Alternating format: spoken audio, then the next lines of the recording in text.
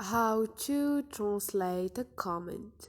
Hi guys, in this video I will show you how to translate a comment on your Likee app easy and quick. So first thing, go to your Likee. Once you are here and you choose the video you want, go to comments. Choose the comments you want to translate. For example, let's choose the first one. All you need to do is long press on the screen on the comments, which is keep clicking on the comment you want, and you're gonna find the second option, which is translate. Like you see, what is the name of the song? Now, this is the comments. You can now translate any comment you want. Hope this video was helpful.